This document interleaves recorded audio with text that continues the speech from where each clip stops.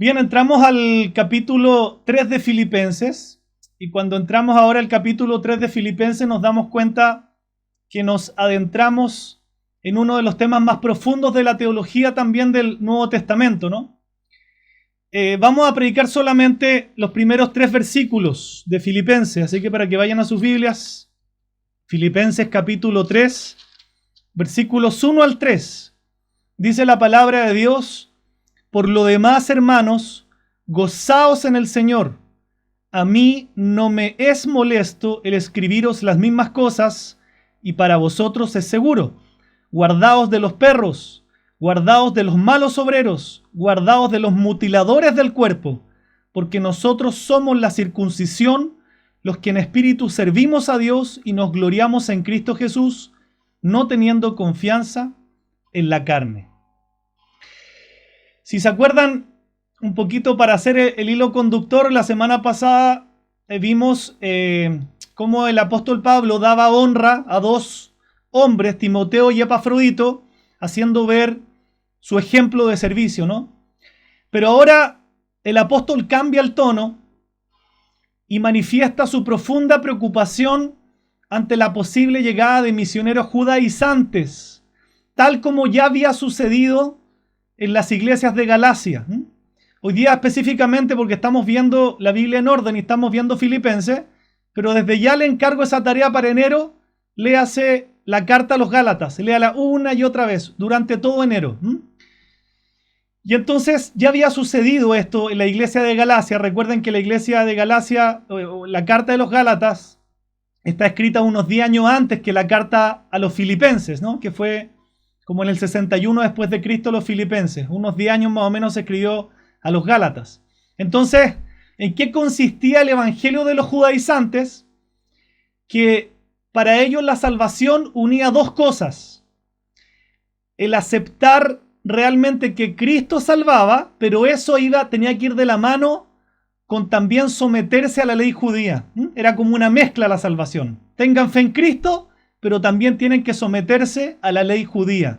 Es decir, los creyentes gentiles, los que no eran judíos, debían convertirse al judaísmo para ser salvos. Hay que tener mucho cuidado. Yo he visto muchas vidas que se han vuelto al judaísmo, ¿no? Y han vuelto los ritos del judaísmo para volverse a la salvación, según lo que mal entienden.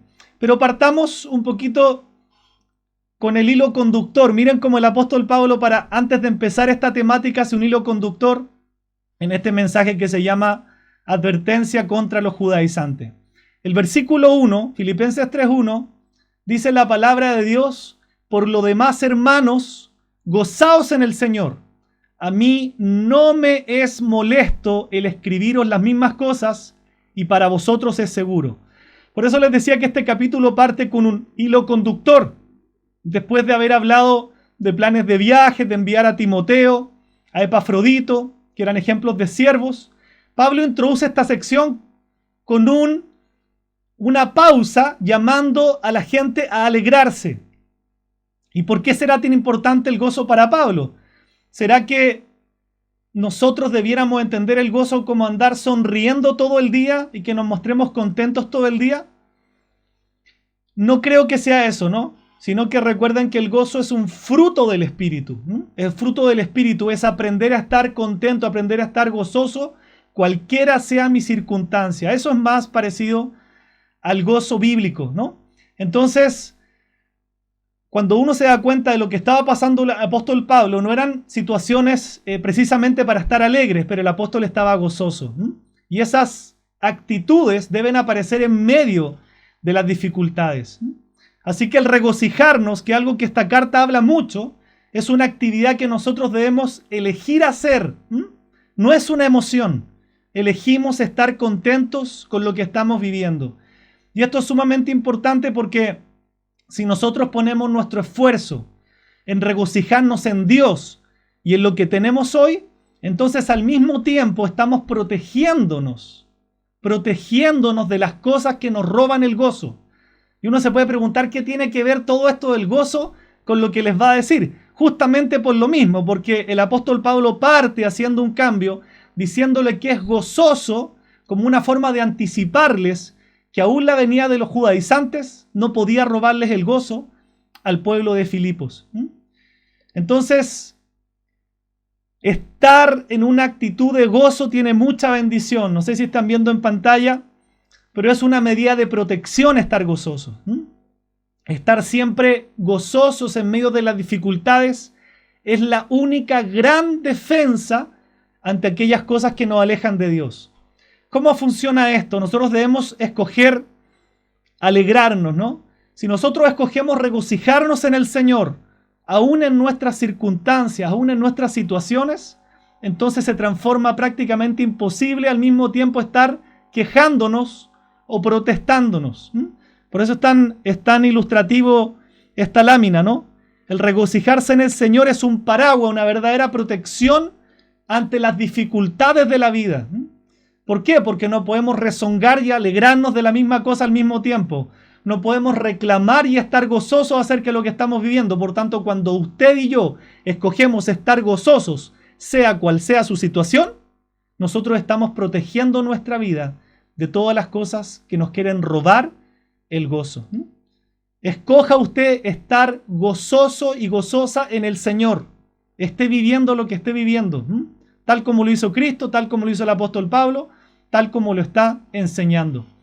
Porque es importante también partir con esto, porque él les estaba previniendo que estuvieran gozosos, porque sabía que estos judaizantes venían, ¿cierto?, a hacer de las suyas.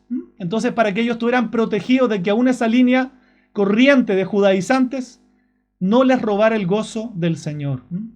Y continúa, ahora sí, Filipenses 3:2, y miren lo que dice. Guardaos de los perros, guardaos de los malos obreros, guardaos de los mutiladores del cuerpo. Una de las versiones más nuevas, más actuales, dice: cuídense de esos perros, de esa gente que hace lo malo, esos mutiladores que les dicen que deben circuncidarse para ser salvos. Creo que es muy clara la escritura, ¿no? Muy clara. Aunque sí me gustaría en unos momentos más hacer también un enlace al Antiguo Testamento. ¿Por qué? Porque los judaizantes siempre ponen en duda el Nuevo Testamento.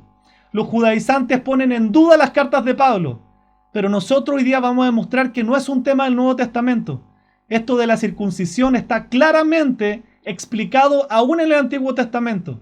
Por tanto, los judaizantes no es que tengan problemas con Pablo, con Pedro, con el apóstol Pablo, con Jesús. Tienen un problema directo con la doctrina de Dios. Les voy a mostrar cómo el Antiguo Testamento también muestra esto. Cuídense de esos perros, de esa gente que hace lo malo, esos mutiladores, ponga mucha atención, que les dicen que deben circuncidarse para ser salvos.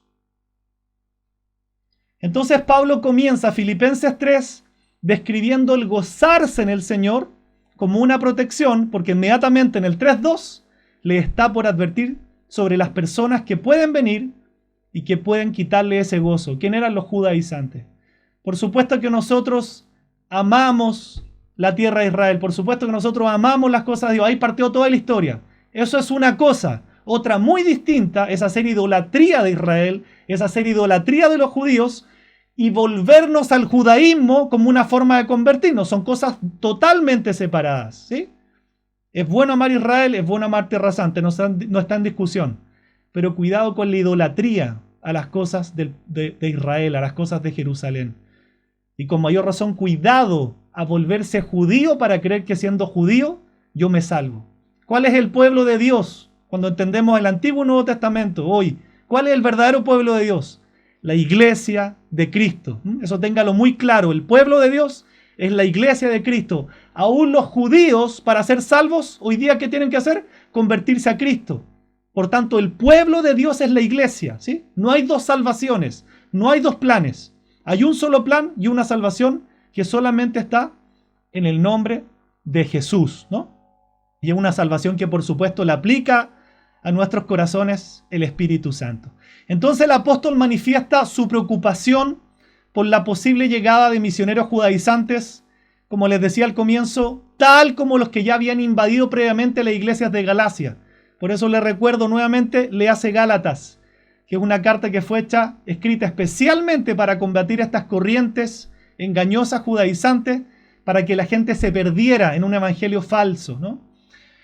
Les recuerdo, ¿cuál es el evangelio de los judaizantes? Escuchen muy bien esto. Une la idea de la salvación en Cristo, lo que es correcto, pero le agrega el yugo de la ley judía. Es decir, los creyentes gentiles, recuerden que todos los que no somos judíos somos gentiles, ¿no?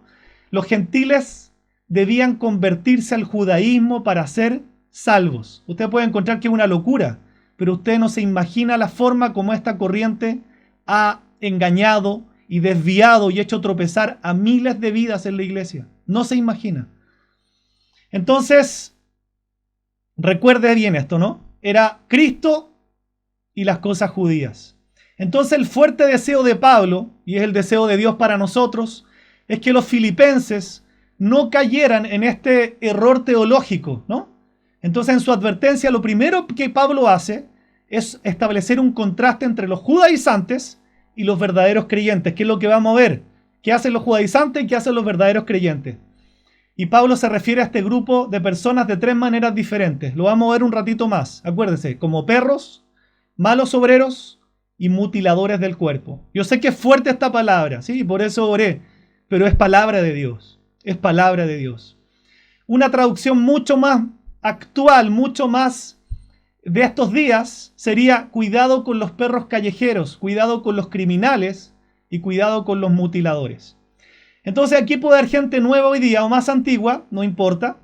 Yo quisiera explicarle los dos puntos que están relacionados, que nos van a hacer entender el problema. Primero, el tema de la circuncisión, ¿no? Y segundo, ¿qué enseñaban los judaizantes acerca de esto? ¿Qué es la circuncisión? Como bien saben, o a lo mejor usted es nuevo o nueva, no sabe. La circuncisión era un rito que consistía en extraer, en operar el prepucio del genital, ¿cierto? Masculino, y eso se le llama la circuncisión física. Pero nosotros tenemos que entender qué significa la circuncisión a la luz de la palabra, ¿no? ¿Por qué la Biblia efectivamente habla de circuncisión? ¿Qué es la circuncisión? Pongan mucha atención a esto. La circuncisión es la señal que Dios escoge como pacto con Abraham en Génesis capítulo 17. Es una señal posterior a que Abraham ya haya sido justificado por Dios. ¿Sí? Primer error teológico de los judaizantes. ¿Se acuerda el versículo? Que decía que había que circuncidarse para ser salvos. La circuncisión nunca fue un requisito para salvación. Si usted va a Génesis 17, es una señal que ya confirmaba la fe de Abraham. Y recuerde que Abraham fue justificado por su fe. Era una señal posterior a su salvación. Primer error teológico, sacado del Antiguo Testamento, ¿no? Donde debe estar, ¿cierto?, el punto correcto de los judaizantes, porque recuerde que ellos, en cierta medida, llegan a menospreciar el Nuevo Testamento, menosprecian la enseñanza del Nuevo Testamento, porque finalmente recuerde que el diablo tiene un gran problema siempre ¿con quién? Con Cristo. Por tanto, todas las herejías siempre van a apuntar a bajar a Cristo del trono, ¿no? Antiguo Testamento. Entonces, cuando Dios le cambia, ¿se acuerda el nombre de Abraham a Abraham, que significa padre de multitudes? Dios lo que hace es darle una señal del pacto, la circuncisión física, que era operar el prepucio, sacarlo, que funcionaba como, ¿cómo decirlo?, como una marca, como una identificación a quien era parte de ese pacto y vivía conforme a la ley de Dios y sus obligaciones. Mire lo que dice el apóstol Pablo en Romanos, que es un libro tremendamente doctrinal. Creo que es muy claro esto, ¿no? Romanos 4:11 dice, la circuncisión era una señal de que Abraham ya tenía fe y de que Dios ya lo había aceptado y declarado justo aún antes de que fuera circuncidado. La circuncisión no fue, ni es, ni será nunca un requisito para ser salvo. Dice después, por lo tanto, Abraham es el padre espiritual de los que tienen fe, pero no han sido circuncidados. A ellos se les considera justos debido a ¿qué? Debido a su fe. Y el 12 dice, y Abraham también es el padre espiritual de los que han sido circuncidados, pero solo si tienen la misma clase de fe que tenía Abraham antes de ser circuncidado. Clarísimo, ¿sí? Lo que dice el apóstol Pablo. O sea, aquí lo que vale es la fe. No que uno sea circuncidado o no circuncidado. ¿Pueden haber salvos que son circuncidados? Sí, pero si tienen fe en Cristo. ¿Pueden haber salvos que no son circuncidados? por supuesto, pero sí, el mismo requisito. El único requisito es la fe en Cristo. Y usted me dirá, bueno, pero aquí estamos hablando del Nuevo Testamento. ¿Cómo le combato yo a un judaizante su mentira? Porque ellos menosprecian el Nuevo Testamento. Bueno, le voy a mostrar a la luz del Antiguo que el Antiguo Testamento nunca dice que la circuncisión es motivo para ser salvo. Recuerden que el pueblo de Israel como nación nunca pudo obedecer completamente la ley de Dios porque ningún ser humano puede obedecerla, ¿cierto? La Biblia es clara en eso, ninguno. Por eso Moisés llamó continuamente al pueblo a amar a Dios con todo el corazón, con toda la mente, con toda su fuerza, lo que dice Deuteronomio 6. Pero aquí quiero mostrarle un par de versículos en el Antiguo Testamento que están hablando no de una circuncisión en el genital, están hablando de la circuncisión del corazón. Esto aparece en el Nuevo Testamento, pero quiero mostrárselo primero en el Antiguo, ¿sí? Donde un judaizante no puede salir, no puede negar esto. Deuteronomio 10:16, es muy claro en lo que dice.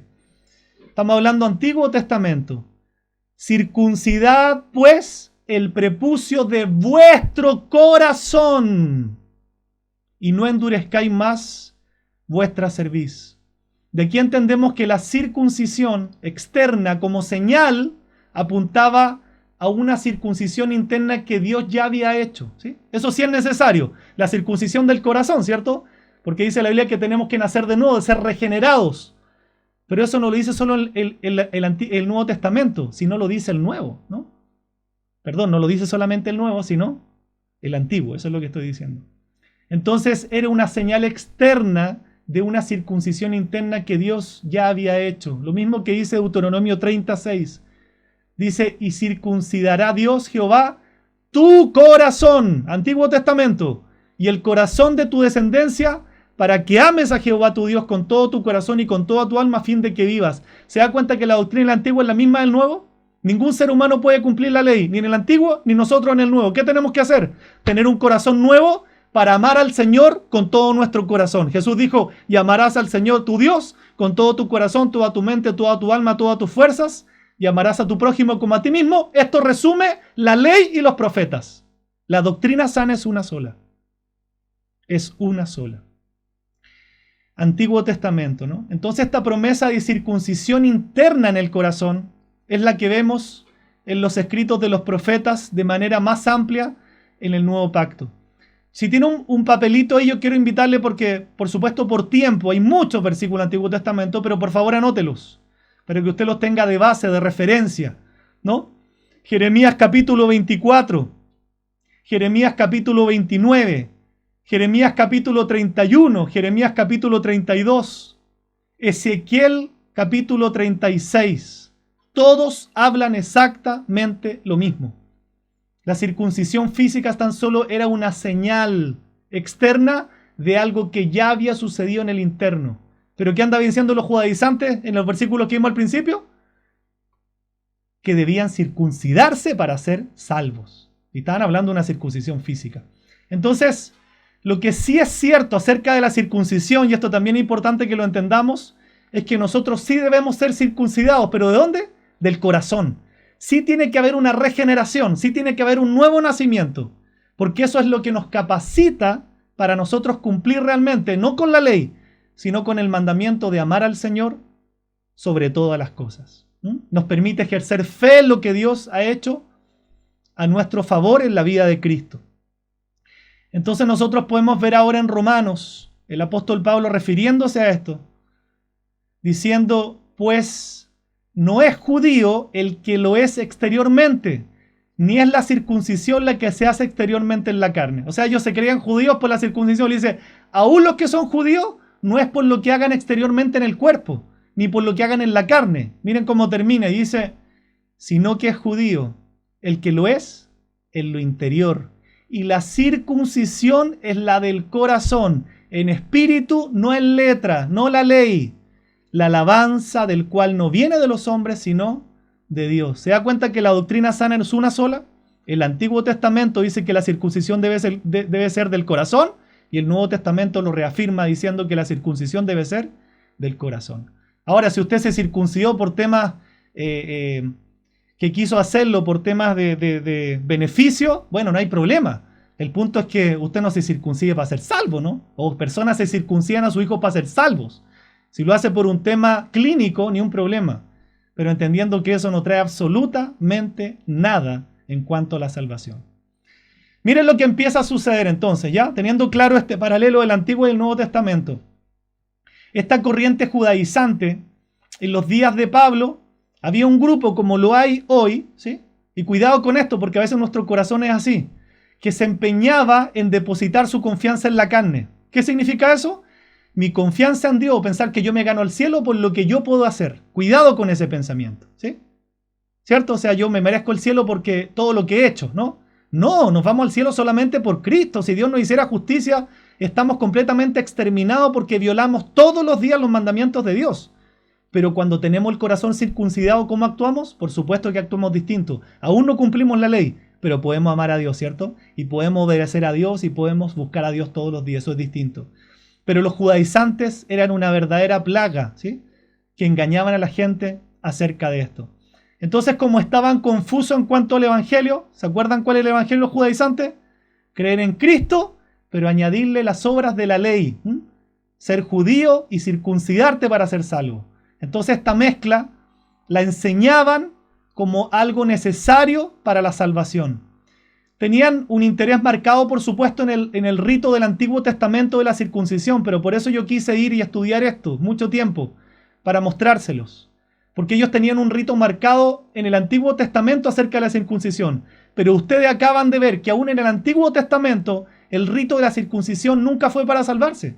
Era una señal externa de algo que Dios ya había hecho internamente.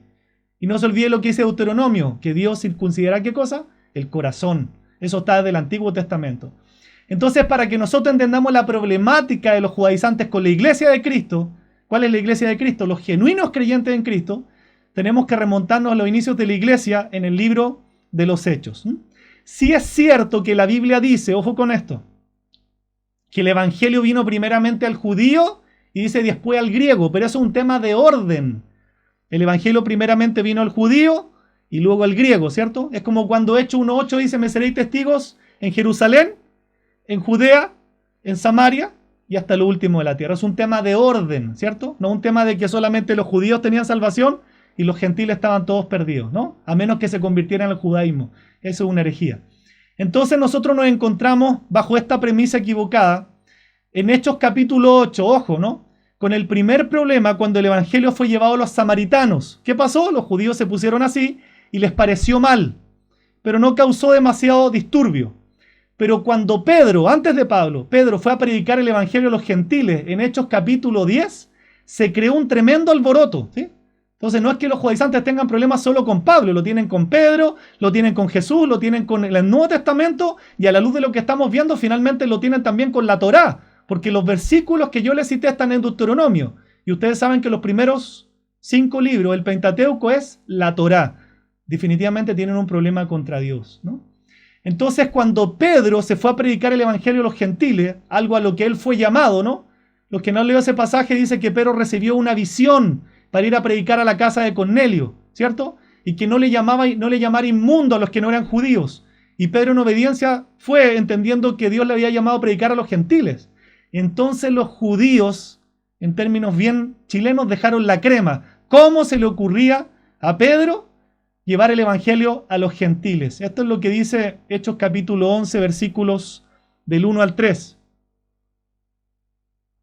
La noticia de que los gentiles habían recibido la palabra de Dios pronto llegó a los apóstoles y a los demás creyentes de Judea.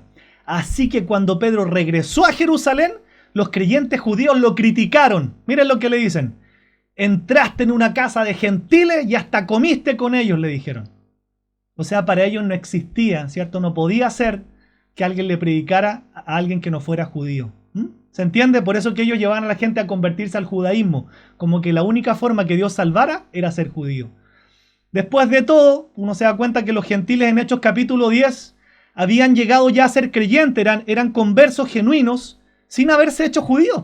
Y uno se explica cómo, esto eran creyentes, ya estaba ahí, usted puede ver Hechos capítulo 10, y era una cosa completamente nueva para la iglesia. Gentiles convertidos al Señor. Bueno, ¿nosotros qué somos? gentiles que nos convertimos a Cristo, por tanto ahora somos iglesia. Entonces, para resumirle, Pedro le explica esta visión, que fue que Dios le dio una visión y le dirigió a predicar a los gentiles, y el asunto pareció más o menos arreglado. Pero como la maldad nunca termina, entonces, después, ¿qué pasó? Después de Pedro, el apóstol Pablo fue enviado por el Espíritu Santo, y usted lo puede leer en Hechos también. Él es el apóstol de los gentiles, ¿no? O sea, un apóstol comisionado por Dios a predicarle nuevamente a los gentiles. Entonces Pedro ya había abierto la puerta, pero cuando Pablo siguió el ejemplo en su primer viaje misionero, entonces los judíos estrictos de ese tiempo, que están ahí atrás, no sé si usted los ve, se tratan de ver, ahí están atrás de mí, aquí en mi espalda, ¿sí? Ahí están tratando de judaizar a la gente, ¿no? Así eran en ese tiempo y así son ahora, así en secreto tratan de engañar a la gente. Esos judíos no tardaron mucho en oponerse al ministerio de Pablo y fueron a Antioquía en ese tiempo, enseñando nuevamente que era necesario que los gentiles se sometieran a las reglas judaicas para poder ser salvos. Miren lo que dice, esto es tremendo, ¿no? Estudiando un poquito Hechos, avanzando un poco. Hechos capítulo 15, versículo 1, mire, dice, entonces algunos que venían de Judea enseñaban a los hermanos, mire lo que le decían, si no os circuncidáis conforme al rito de Moisés, no podéis ser salvos. ¡Qué tremendo! Pero ¿sabe qué es lo más tremendo? No es lo que decían. Es cómo la gente en ese tiempo caía y la gente en este tiempo vuelve a caer. 4 versículos más adelante, en Hechos 15:5 dice, pero después algunos creyentes que pertenecían ¿a quién? A la secta de los fariseos. La propia Biblia le llama a estos sujetos secta. Se pusieron de pie e insistieron, los convertidos gentiles deben ser circuncidados y hay que exigirles que sigan la ley de Moisés.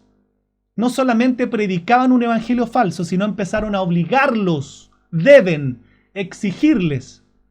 Debían ser circuncidados y había que exigirles que siguieran la ley de Moisés. Fue tanto el alboroto, amada iglesia, que ese desacuerdo, ¿sabe qué provocó? Un concilio en Jerusalén, y que está en Hechos 15. Un concilio, ¿sí? Que se describe en Hechos 15.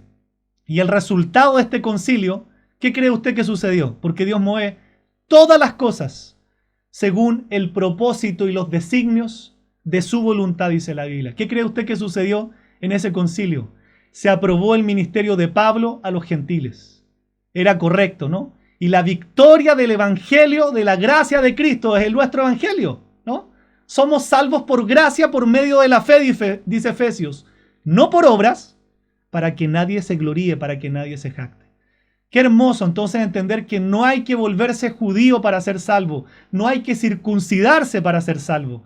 Nosotros mismos, si usted mira ahí a la persona que tiene al lado, nosotros somos gentiles, convertidos a Cristo por medio de su sangre preciosa. Y ahora somos iglesia, es decir, su pueblo. Qué necio sería a esta altura de la vida volver atrás y ahora que estamos en la gracia no voy a volver a la ley, ¿no? Sabiendo que ningún ser humano puede cumplir la ley. Qué pensamiento más necio, más entenebrecido. Ningún ser humano puede cumplir la ley. Pero ojo, porque así es el espíritu de engaño. La persona lo entiende, pero lamentablemente tropieza y vuelve atrás. ¿Qué cree que pasó después del concilio? Los disidentes no quedaron contentos, ¿no? Entonces, habiendo fallado en esta oposición que le hicieron a Pablo en Antioquía y Jerusalén, lo empezaron a seguir, lo empezaron a perseguir. Por eso es que Pablo, y uno dice, ¿por qué Pablo habla esto en Filipenses? Porque ya lo había vivido en Galacia. Lo persiguieron en Galacia, lo estaban persiguiendo también acá, iban a llegar estos estudiosos de la Biblia, judaizantes, llamados secta, falsos maestros, que tratan de mezclar dos cosas, cuidado con esto. La ley con la gracia. O usted está bajo la ley y por tanto no tiene cómo salvarse, o usted está bajo la gracia de Cristo Jesús y Cristo lo salva. Cuidado. Es donde uno va a operar. Si usted está bajo la ley y se quiere salvar por la ley, vamos a ver al final que la Biblia es clara en asegurar que ninguno va a poder justificarse por la ley. Si usted está bajo la gracia, se puede salvar porque Cristo pagó todo por usted y la justicia de Cristo se imputó en nuestras vidas inmerecidamente. Entonces, ¿cuál era esta mezcla? ¿Qué le decían a la gente para llevarlo a nuestros tiempos? Mira, ten fe en Cristo, pero tienes que circuncidarte y volverte judío para salvarte. Ten fe en Cristo, eso está súper bien, pero tienes que circuncidarte y volverte judío para salvarte. una herejía total. ¿Por qué les recomiendo Gálatas? ¿Sí? Anoten un papelito ahí, Gálatas, para enero. Porque Gálatas es una epístola que está escrita principalmente para combatir esta enseñanza falsa. Pero usted se da cuenta que no es que aparezca solamente en Gálatas, ¿no? Y que es importante tocar el Antiguo Testamento, porque entonces no hay forma de que un judaizante pueda defenderse ante la Torá. Pablo se refiere a este grupo de judaizantes. Ahora sí volvemos a Filipenses, con este preámbulo para que entendamos todo lo que estaba pasando. Y entonces les dice, como ustedes están viendo en pantalla: guardaos de los perros, guardaos de los malos obreros y guardaos de los mutiladores del cuerpo. ¿Se entiende por qué esta dureza? Porque uno puede decir que dura las palabras del apóstol. Sí, pero cuando vemos la antesala, que son hombres que trataron de hacer tropezar a la iglesia de Cristo desde el principio, es palabra de Dios. Es palabra de Dios. Guardaos de los perros, de los malos obreros y de los mutiladores del cuerpo. Les voy a explicar por qué. Perros. El judío ortodoxo, el judío tradicional, se refería al gentil, ¿sabe cómo? Como perro. Nosotros que somos gentiles, para los judíos, éramos llamados perros. Pero ¿qué es lo hermoso? Que aquí Pablo les devuelve la mano. Aquí Pablo llama a los judíos ortodoxos perros. Que no se afecte a nadie que tiene perro en la casa, ya, por favor, entendamos que esto es la palabra de Dios. No nos vamos a poner a ese nivel, ¿cierto? Entonces, no es que solamente el apóstol le esté dando un apodo, sino que estaba comparando a estos falsos maestros con los sucios y asquerosos perros callejeros que se alimentan de la basura, ¿sí? Que aparecen en el lugar más inoportuno y que atacan a la gente. A eso se refiere. Como los perros callejeros que atacan en la noche, estos judaizantes perseguían a Pablo y lo seguían de lugar en lugar, ladrando sus falsas doctrinas. ¿Por qué le invito a leer la Biblia? Porque nosotros necesitamos internalizar, amada iglesia, la sana doctrina de la palabra. En este tiempo va a correr la falsa doctrina. Y es responsabilidad suya conocer la verdadera doctrina del Señor. Estos hombres ladraban sus falsas doctrinas y hacían caer a la gente. Causantes de problemas, causantes de situaciones. Igual que los perros callejeros, portadores de peligrosas infecciones. Infectaban a los demás. Después les dice malos obreros. ¿Por qué? Porque estos hombres enseñaban que el pecador era salvo por la fe más las obras. La fe más las obras. Eso es ser un mal obrero, trabajar de mala forma. ¿Por qué? Porque las buenas obras son malas cuando son hechas a través de la carne. De nada sirven las obras si no hay una conversión en Cristo. Pero recuerde que la salvación no es fe más obras. Las obras son lo mismo de la circuncisión. Las obras son una señal externa de aquel que se ha convertido a Cristo. Son muy distintos. ¿Cierto? Pero recuerde Efesios 2, 8, 9, que uno se lo ha aprendido de memoria para evangelizar. Porque por gracia sois salvos, dice la Biblia, por medio de la fe. Por gracia sois salvos por medio de la fe. Y esto no de vosotros, sino es que Dios es don de Dios, regalo de Dios, para que ninguno se jacte o se gloríe. No por obras, para que ninguno se gloríe. No por obras, repite la Biblia. Entonces eran malos obreros, ¿por qué? Porque estos hombres andaban enseñando algo que tenía que ver con las obras de la ley, ¿no?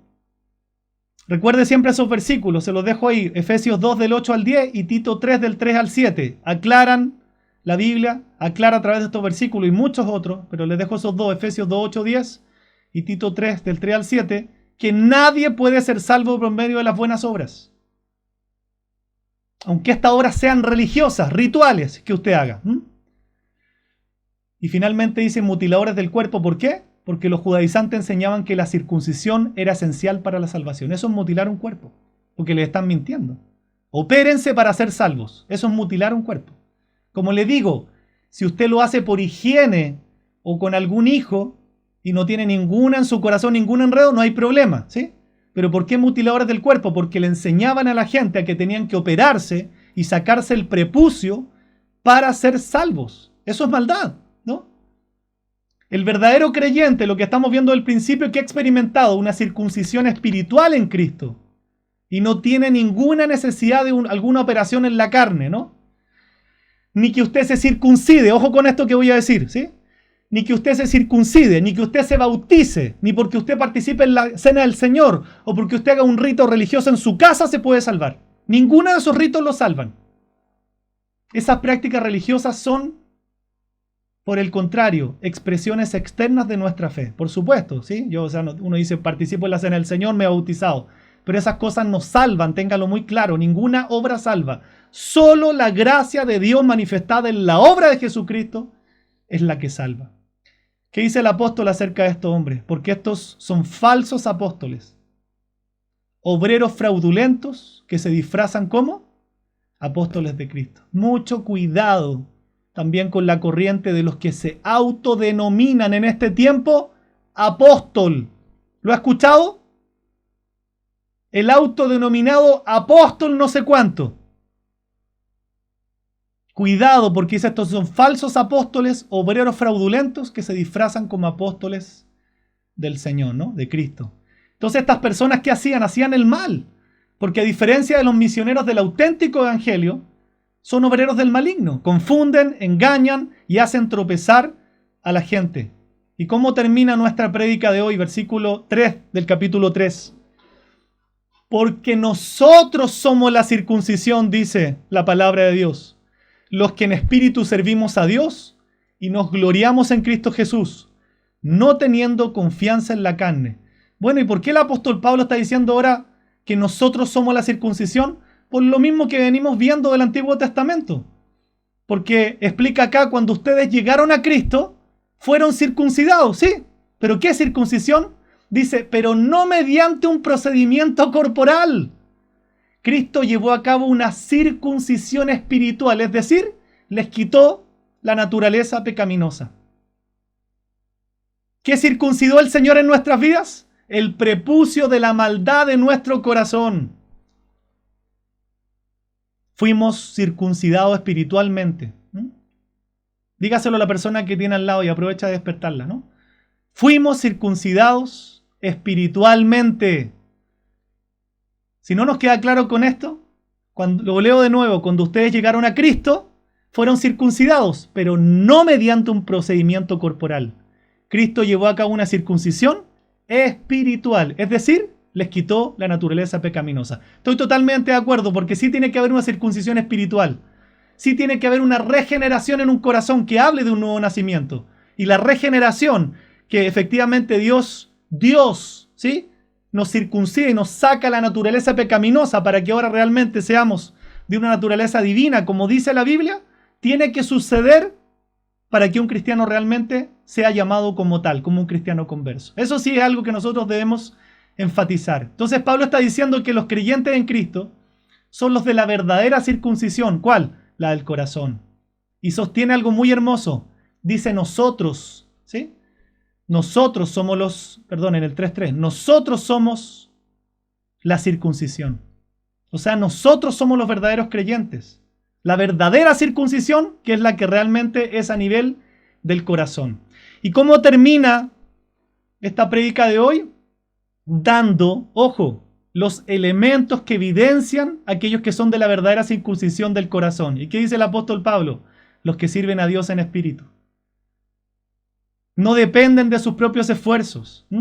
Los que realmente sirven a Dios. ¿Por qué la semana pasada hablamos de servir a Dios? Porque es una evidencia de que alguien que realmente entonces es de la verdadera circuncisión, ¿cierto? Del corazón, el que se convirtió, el que se regeneró, el que nació de nuevo.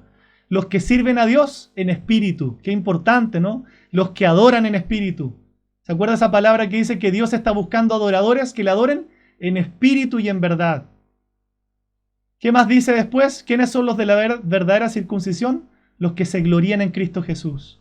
Por supuesto, no tenemos otra cosa de que gloriarnos de solamente la obra de Cristo.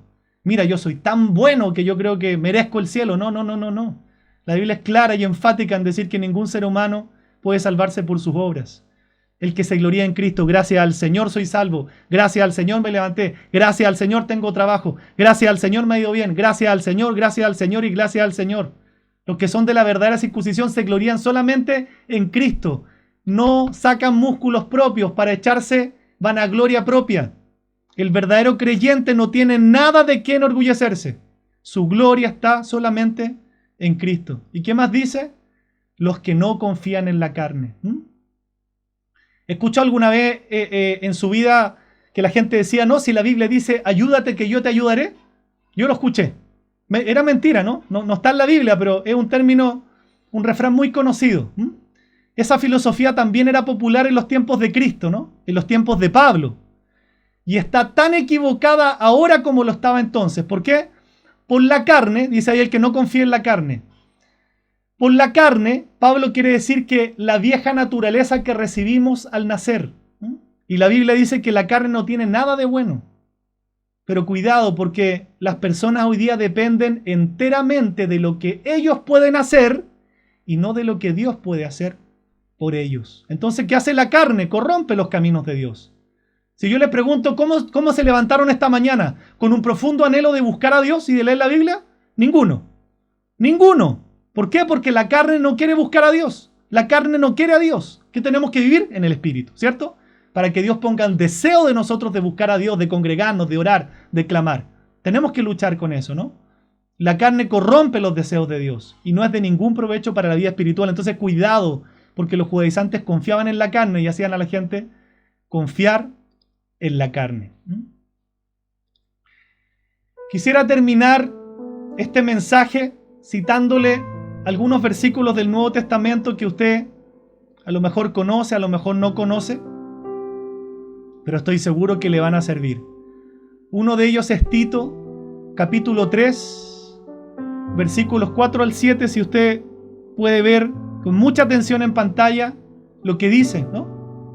Dice, pero cuando se manifestó la bondad de Dios, nuestro Salvador, y su amor para con los hombres, mire lo que dice, nos salvó no por obras de justicia que nosotros hubiéramos hecho.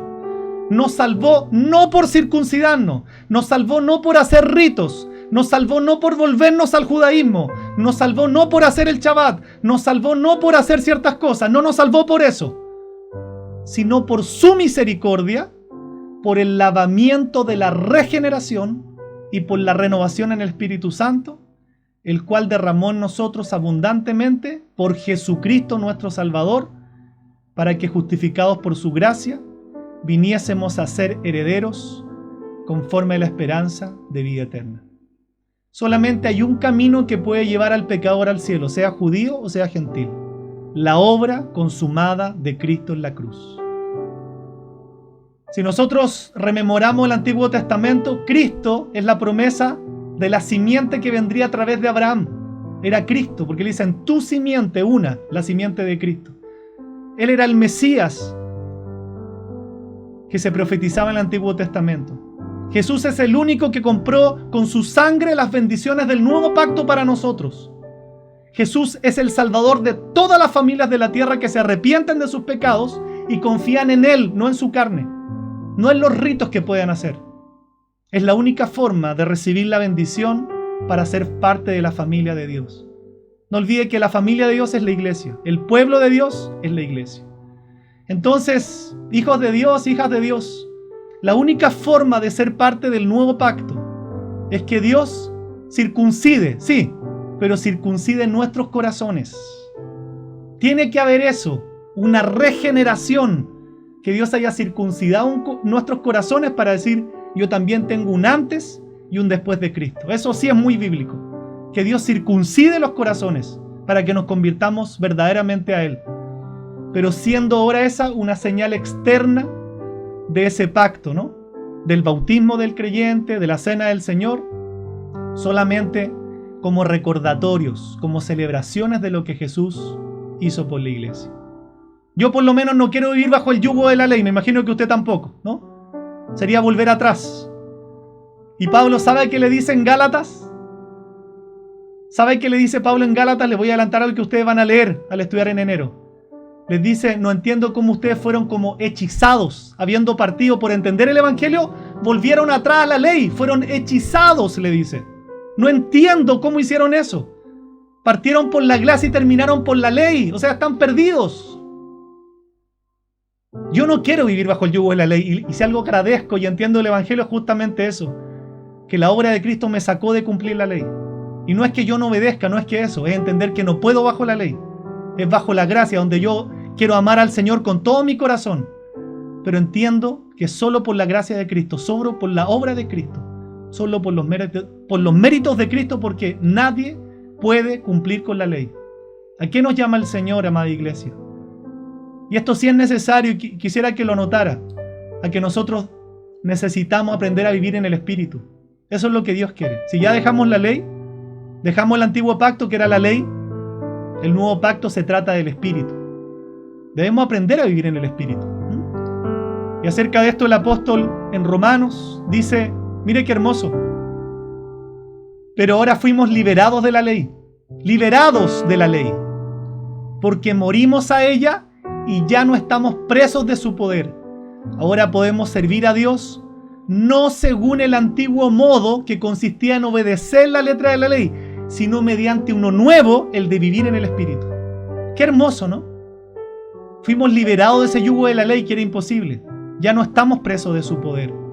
Y ahora podemos servir a Dios no según la ley, sino según el Espíritu. ¿Y qué hace que el Espíritu? ¿Qué hace en nosotros? Que nosotros amemos a Dios con todo el corazón. Que si fallamos nos arrepentimos, ¿cierto? Eso nos hace muy libres. ¿Se imaginan si viviéramos bajo la ley? Entonces usted pecó, listo, ya está condenado, no tiene cómo salir. Pero vivir en la gracia, en el Espíritu, sabiendo que nosotros nos podemos arrepentir y seguimos estando bajo el nuevo pacto de la salvación en Cristo. Hijos de Dios, hoy día, no menosprecie esto, porque como en el tiempo de los Gálatas, como en el tiempo de la iglesia de Filipos, podemos orar y predicar de manera tal que todo hombre sepa esta realidad que les voy a mostrar ahora. Con toda libertad nosotros podemos orar y predicar esto, sabiendo que el hombre no es justificado por las obras de la ley, sino ¿por qué es justificado? Por la fe de Jesucristo. Nosotros también hemos creído en Jesucristo para ser justificados por la fe de Cristo y no por las obras de la ley, por cuanto por las obras de la ley nadie será justificado.